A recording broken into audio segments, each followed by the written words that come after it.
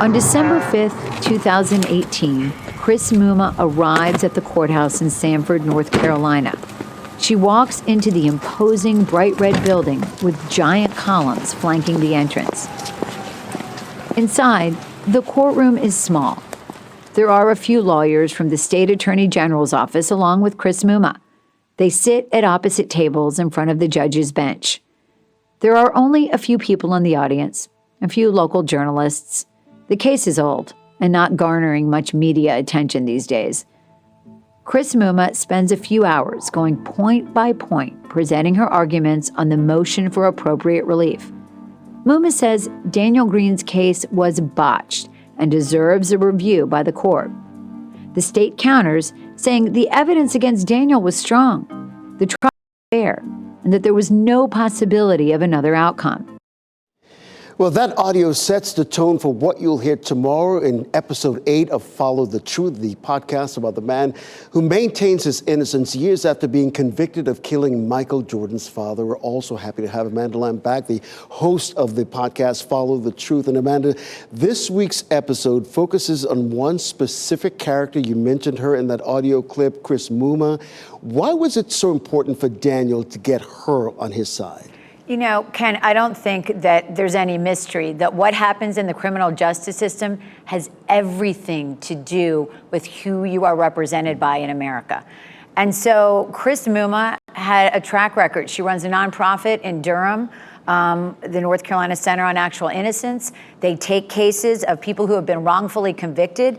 They have got 9 people out of prison on cases where they were wrongfully convicted, a lot of it due to forensic evidence, DNA.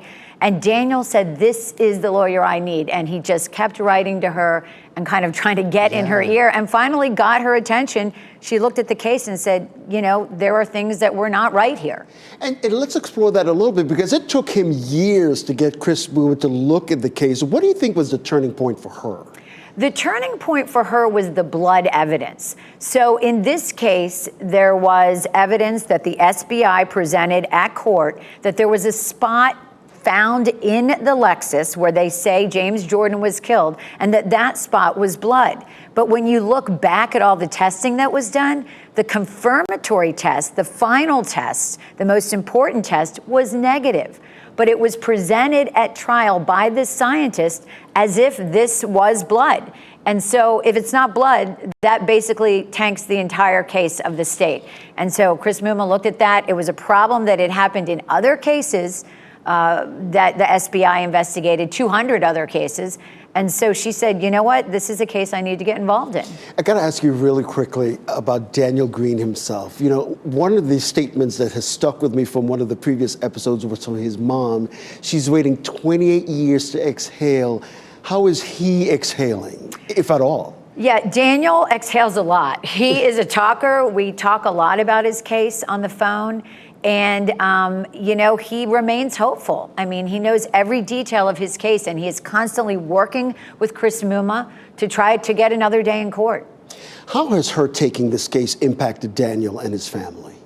I think it's given them more hope. There have been many good lawyers over the years who have worked on this case and worked hard on this case. But I think Chris Muma was the first person who really believed she could get Daniel back into court and get an evidentiary hearing. And that's what they're trying to do.